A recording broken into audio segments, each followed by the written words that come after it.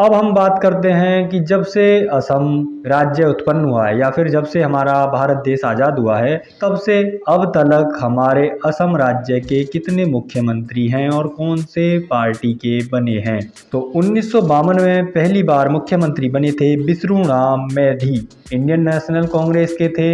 76 seat जीते थे जहां की जरूरत थी 53 सीट जीतने की। 1957 में कांग्रेस के ही दूसरे मुख्यमंत्री बने बिश्नूराम मेधी, 71 सीट जीते जहां जरूरत थी केवल 55 सीट जीतने की। 1962 में तीसरे मुख्यमंत्री बिमला प्रसाद चालिया, कांग्रेस के ही 79 सीट के साथ 53 सीट जरूरत थी केवल।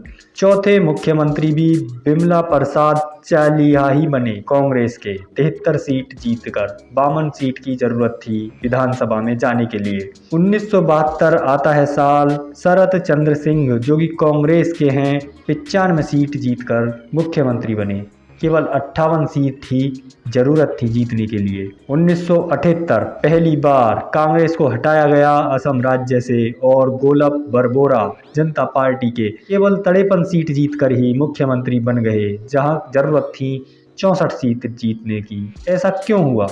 उन्होंने गठबंधन कर लिया था। 1983 में कांग्रेस के मुख्यमंत्री दोबारा बने हितेश्वर सैकिया, अब की बार उन्होंने 91 सीट जीती जहां जरूरत थी केवल 58 की। 1985 में प्रफुल्ल कुमार महंता, असम गण परिषद के मुख्यमंत्री, पहली बार कांग्रेस से अलग तीसरी पार्टी ने अपना मुख्यमंत्री असम को दिया 92 सीट देकर और 64 सीट की जरूरत थी। और 2001 में तरुण गोगोई कांग्रेस के मुख्यमंत्री बने, 71 सीट जीतकर 64 सीट की मात्र जरूरत थी।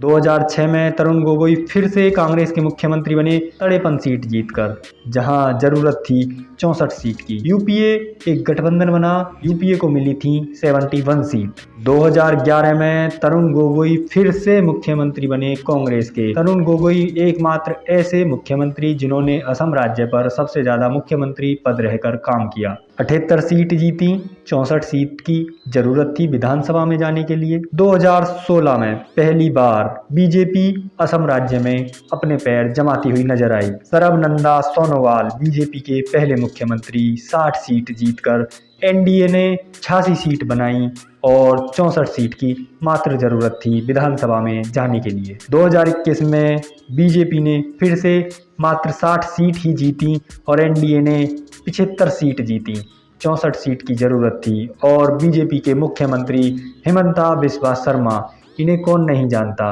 पूरे भारत में शायद ही कोई होगा जो इन्हें नहीं जानता। ये बीजेपी के एक पावरफुल मुख्यमंत्री चेहरे में से एक हैं जो अपने कमिटमेंट के लिए जाने जाते हैं।